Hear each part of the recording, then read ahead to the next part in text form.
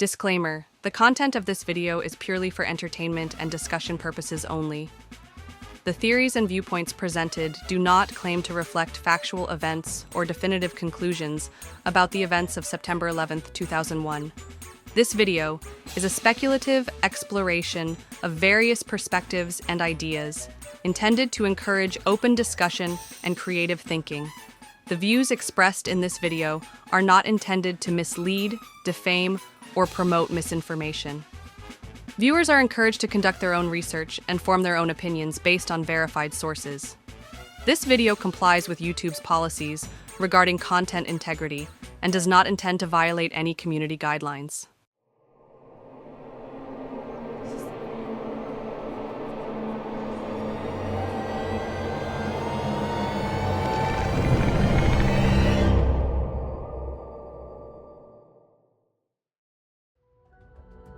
The 9/11 conspiracy.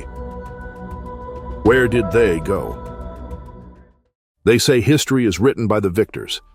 But what happens when the pages are torn, the ink smudged, and the truth obscured? September 11th, 2001, a day etched in the collective memory of humanity. A day that changed the course of nations, ignited wars, and redefined freedom. Yet, for all we think we know, shadows linger. Questions remain unanswered. Stories remain untold. This is not the story you were told. This is not the story the world has come to accept. This is the story hidden in plain sight, buried under layers of disinformation and fear. We will journey into the unknown to uncover the hidden truths behind the greatest tragedy of the 21st century. The official narrative claims jet fuel and structural damage brought the towers down, but whispers of alternative explanations echo louder with each passing year. Directed energy weapons, controlled demolitions, and technologies unknown to the public. These theories challenge the mainstream and demand a closer look. Tonight, we focus on a figure shrouded in controversy and curiosity. John Hutchison. Who is John Hutchison? A self-taught scientist, a modern-day alchemist, or a charlatan? His experiments have defied the laws of physics, baffled experts, and sparked debates across the globe. But what if his groundbreaking discoveries hold the key to understanding the true nature of 9/11? For decades, Hutchison has demonstrated phenomena that defy explanation. Metal bending, objects levitating, and materials dissolving without heat. Coincidence? Or the foundation of a deeper conspiracy? Could such technology, kept hidden from the public eye, have been weaponized on that fateful day? Could it explain the anomalies recorded at Ground Zero? Steel beams turned to dust mid-air, cars melted blocks away, paper untouched by flames. These are not the marks of a conventional collapse. They are clues, scattered like breadcrumbs, leading us to an unsettling possibility: the use of advanced, classified technologies. This is a story of deception and discovery, a story of technology and terror, a story of secrets hidden in plain sight. To understand what really happened on September 11th, we must question everything. We must follow the evidence, no matter how unsettling, no matter where it leads. Are you ready to see the truth? The events of September 11th, 2001 remain etched into the fabric of history. Yet behind the smoke and rubble lies a web of unanswered questions, controversial theories, and whispers of suppressed technology. Among the most compelling and contentious figures tied to 9/11 conspiracy theories is John Hutchison, a self-taught scientist whose experiments defy conventional physics. His so-called Hutchison effect has sparked curiosity, ridicule, and fear in equal measure. Could his work hold the key to understanding what really happened that fateful day? John Hutchison. It's not magic. It's just physics. But physics that we don't fully understand yet. To understand the Hutchison effect, we must first delve into the man himself. John Hutchison, a Canadian inventor, has spent decades experimenting with high-voltage electricity, electromagnetic fields, and other unconventional phenomena. His work began in the late 1970s when he stumbled upon strange effects while replicating experiments by Nikola Tesla. What he found would baffle scientists and ignite conspiracy theories worldwide. The Hutchison effect is described as a collection of phenomena including levitation of heavy objects, spontaneous fracturing of metals, and even the apparent fusion of dissimilar materials, all without heat. Hutchison claims these effects are achieved by manipulating electromagnetic fields and radio frequencies. Skeptics call it a hoax, but supporters argue that Hutchison's experiments provide evidence of advanced physics in action. But what does this have to do with 9/11? Proponents of the theory suggest that the destruction of the Twin Towers bears striking similarities to the phenomena observed in Hutchison's experiments. They point to the pulverization of concrete, the disintegration of steel beams, and the unusual burn patterns on nearby vehicles. Could the Hutchison effect, or technology inspired by it, have been used in the attacks? Dr. Judy Wood, a mechanical engineer and materials scientist, explores this possibility in her book, Where Did the Towers Go? Wood and others suggest that directed energy technology, possibly derived from Hutchison's work, may have played a role in the tower's destruction. Scene transition. Interviews with experts and skeptics discussing the plausibility of such theories. Expert 1. Account. The anomalies observed at Ground Zero, from the near-total absence of rubble to the bizarre effects on nearby vehicles, align with what Hutchison claims his experiments can achieve. Expert 2. Account. Extraordinary claims require extraordinary evidence. While Hutchison's experiments are intriguing, there's no direct link to 9/11.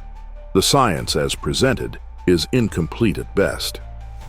Hutchison's workshop is a chaotic symphony of Tesla coils, Van de Graaff generators, and custom-built devices. Critics argue that his unorthodox methods lack scientific rigor, but Hutchison's supporters believe his work represents a breakthrough in understanding the manipulation of energy and matter.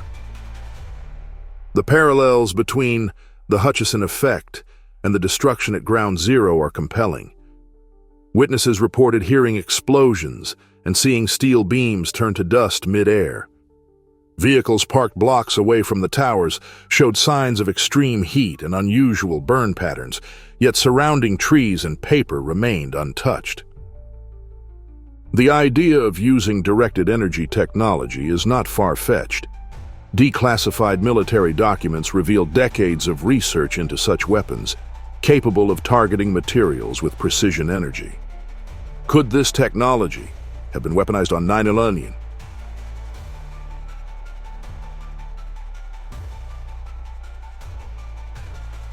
If so, was it derived from Hutchison's experiments, or was his work merely a glimpse into a larger hidden field of research? Whistleblower statement. Advanced energy weapons exist. Whether they were used on 9/11, I can't say for certain. But the science aligns, and the anomalies at Ground Zero cannot be explained by conventional means. If the Hutchison effect holds even a shred of truth, its implications are staggering. It challenges our understanding of physics, exposes potential misuse of advanced technology, and raises profound questions about the events of September 11th. Could the key to unlocking the truth lie in the chaotic workshop of a lone Canadian inventor? Or is the Hutchison effect merely a convenient scapegoat for those unwilling to accept the official narrative? Hey, if you're still watching, thank you so much for sticking around. If you're enjoying the content, please take a second to subscribe to my channel. It really helps me out and allows me to keep creating more videos for you. Thanks for your support. Amid the chaos and destruction, questions have lingered, leading to countless theories and investigations. But one perspective dares to challenge the conventional narrative in a way few others have. Dr. Judy Wood's groundbreaking theory. Let's take a closer look. Dr. Judy Wood, a former professor of mechanical engineering, proposes a theory that steps away from traditional explanations like controlled demolitions or jet fuel. Her hypothesis introduces an advanced and controversial idea: the use of directed energy technology. Where did the towers go? September 11th, 2001, is a date that forever changed the world. On that day, nearly 3,000 lives were lost, and two of the most iconic structures in the United States, the Twin Towers of the World Trade Center, were reduced to dust. But nearly 2 decades later, questions remain. What really happened to the towers?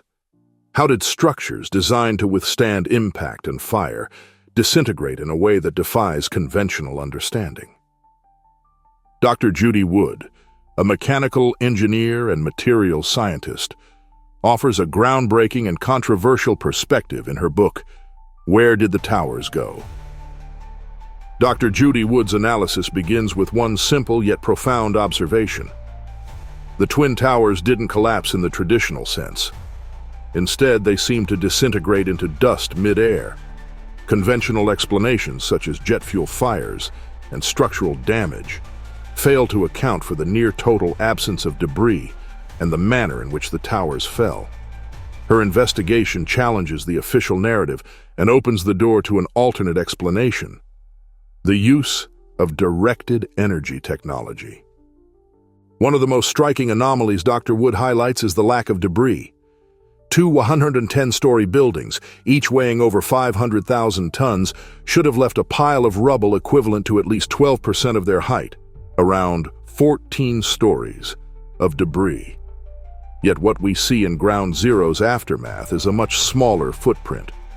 Where did the towers go? Dr. Wood's theory suggests they were subjected to a form of energy weapon, a directed energy weapon, capable of reducing massive structures into fine dust particles. This directed energy technology, as Dr. Wood postulates, operates on a principle known as molecular dissociation. Unlike traditional demolition methods, which rely on explosives to break apart materials, directed energy, weaponry, breaks molecular bonds, transforming solid materials into dust without generating the intense heat or noise associated with conventional explosions.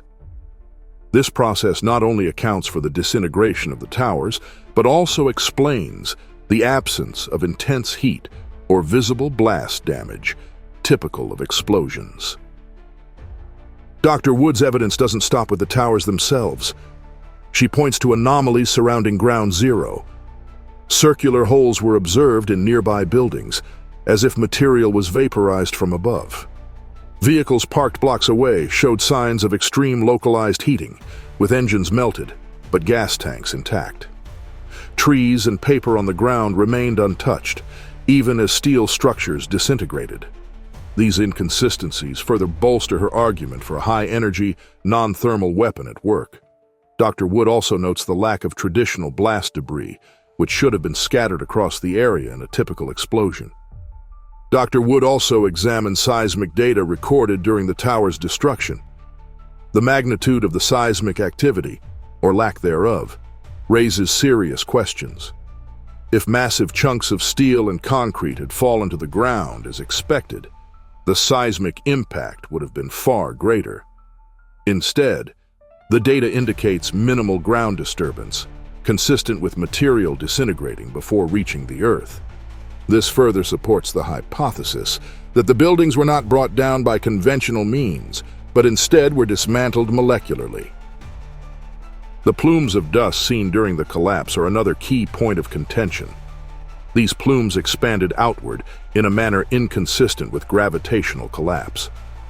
Dr. Wood likens the phenomenon to the operation of a high-energy weapon, dispersing material at the molecular level rather than through traditional kinetic forces.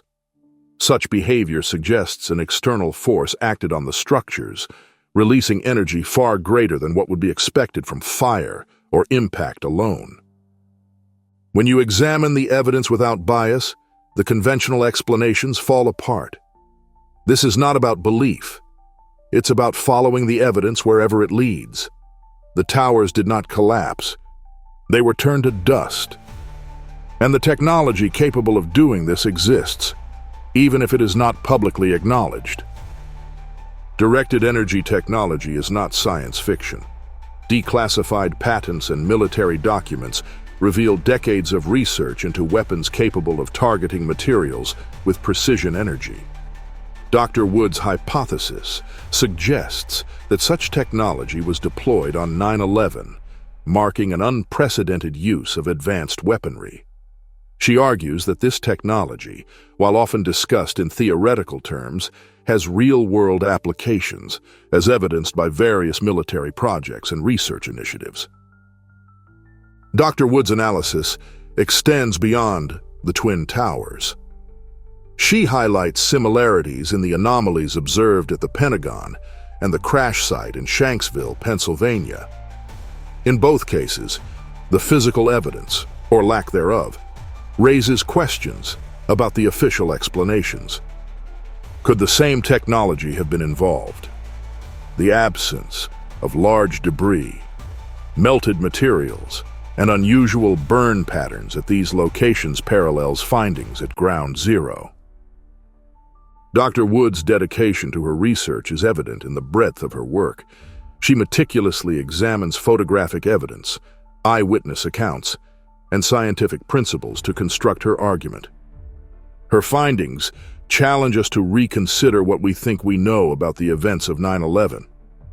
While her conclusions are contentious, they are rooted in a commitment to uncovering the truth, no matter how uncomfortable it may be. Dr. Judy Wood's work is not without its critics. Her theories challenge deeply held beliefs and official narratives, but her courage to question and investigate sets an example for all of us. In seeking answers to the question, where did the towers go? We may uncover truths that have been hidden from the public for far too long. Whether or not you agree with her, Dr. Wood's work pushes us to think critically and demand accountability. For more information, visit www.wheredidthetowersgo.com. But Dr. Judy Wood's theory is not the only one that challenges the official narrative. For years, another theory has captured significant attention, one rooted in the forensic evidence of extreme heat and chemical reactions. This is the thermite theory. Unlike the mysterious technology Dr. Wood describes, the thermite theory focuses on something more tangible: nanothermite, a highly reactive material that burns at intense temperatures. Proponents argue that traces of this material were found in the dust at Ground Zero. The collapse of the World Trade Center towers on September 11, 2001, remains one of the most devastating events in modern history. While the official explanation attributes the destruction to the impact of hijacked airplanes and subsequent fires, a growing number of researchers and experts have questioned this narrative. Among the most compelling alternate theories is the use of thermite, a high-energy incendiary compound, to bring down the towers. Could thermite explain the inexplicable? Thermite is a pyrotechnic composition known for its ability to burn at extremely high temperatures, upwards of 4,000 degrees Fahrenheit, enough to liquefy steel. Researchers who support this theory argue that the presence of molten metal at Ground Zero, observed by numerous eyewitnesses, cannot be explained by the relatively low-temperature fires caused by jet fuel and office materials. Perhaps the most striking visual evidence supporting the thermite theory is this footage of molten material pouring from the South Tower shortly before its collapse. The National Institute of Standards and Technology, or NIST, claims this was aluminum from the airplane wreckage. However, independent researchers, such as physicist Dr. Stephen E. Jones, have argued that the bright orange glow and high temperature are more consistent with molten steel, a hallmark of thermite reactions. Thermite is composed of aluminum powder and iron oxide, which react violently when ignited. The result is a molten iron byproduct and intense heat capable of cutting through steel with surgical precision. Some researchers propose that thermite, or its more powerful variant, nanothermite, was used to weaken critical structural elements of the Twin Towers. Scene: interviews with engineers and demolition experts. Demolition expert: the way the towers collapsed, symmetrically, at near freefall speeds, is characteristic of controlled demolition. Fires alone would not produce such a uniform failure. Thermite charges, strategically placed, could explain how the steel columns were severed almost simultaneously. In 2009, a groundbreaking study published by a team of international scientists found red-gray chips in dust samples collected from Ground Zero. These chips were identified as unreacted nanothermite, a highly engineered material capable of releasing immense amounts of energy. Unlike conventional thermite, nanothermite is produced at the nanoscale, allowing for more precise and powerful reactions. Dr. Stephen E. Jones: the presence of nanothermite in the dust from the World Trade Center collapse is a game changer. This material is not naturally occurring. It's a product of advanced military technology. Its discovery raises serious questions about how it came to be there. Additional evidence supporting the thermite theory includes photographic documentation of steel beams with clean, angled cuts that resemble those made during controlled demolitions. Critics of the official story argue that these cuts could not have been caused by the fires or gravitational forces. While the thermite theory is intriguing, it's important to note that such a large-scale operation would have required significant preparation and access to the buildings. Implementing thermite charges covertly, especially in occupied buildings, would have been extraordinarily complex. Proponents of the thermite theory point to a series of unusual events in the weeks leading up to 9/11. Power outages were reported, and tenants described unexplained maintenance work on key floors. Could these have provided the cover necessary to install thermite charges? The thermite theory remains one of the most debated aspects of the 9/11 conspiracy. While detractors argue that it is implausible, supporters contend that the evidence speaks for itself. The presence of molten metal, nanothermite in the dust, and the precision-like collapse of the towers demand further investigation. The events of September 11th changed the course of history. Understanding what truly happened that day is not just about uncovering the past. It's about ensuring accountability and transparency for the future. The thermite theory challenges us to question, to investigate, and to never stop seeking the truth. For more information, visit www.thermitetruth9111.com. So if the presence of thermite suggests a controlled demolition at the Twin Towers, what does that mean for the rest of the day's events? The World Trade Center wasn't the only target on September 11th. While much of the attention has focused on New York, another attack was unfolding, one that raises just as many questions. At 9:37 a.m., American Airlines Flight 77 reportedly crashed into the Pentagon, the heart of U.S. military operations. But just like in New York, some researchers claim the official story doesn't quite add up. The size of the impact, the lack of visible wreckage, and the security footage, or lack thereof, have fueled speculation for years. Could this attack have been part of a larger, coordinated event beyond what we were told?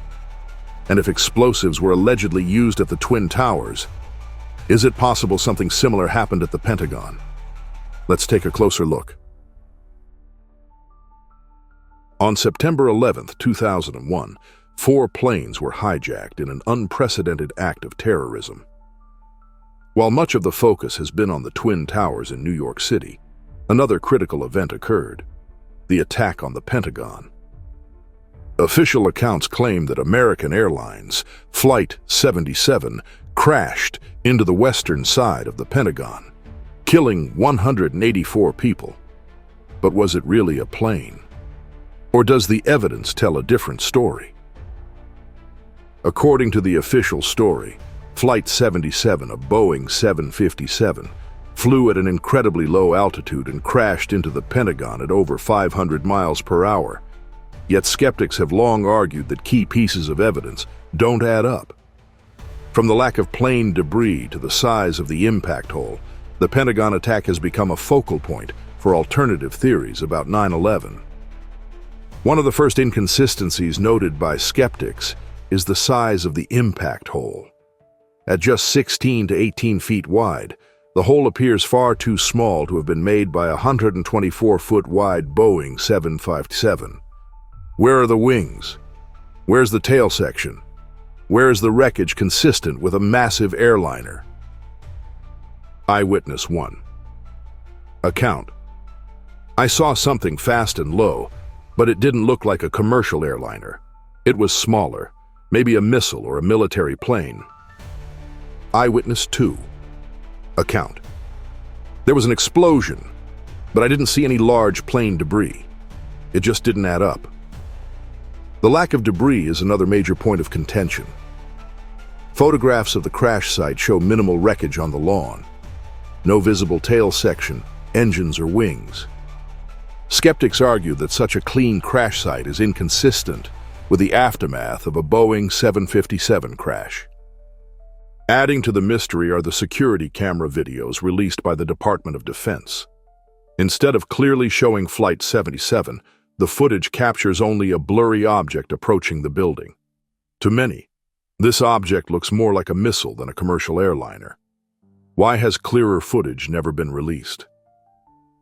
Flight 77's final approach is another aspect that has drawn intense scrutiny. Official reports claim the plane executed a high-speed, 330-degree descending turn to hit the Pentagon at ground level. Aviation experts have called this maneuver nearly impossible for an inexperienced pilot like Hani Hanjour, who was reportedly at the controls. Pilot expert. Account: The precision required for such a maneuver at that speed is beyond what most experienced pilots could achieve, let alone someone with minimal flight training. Hanjour's flight instructors described him as a poor pilot, unable to handle even basic maneuvers in a small Cessna aircraft.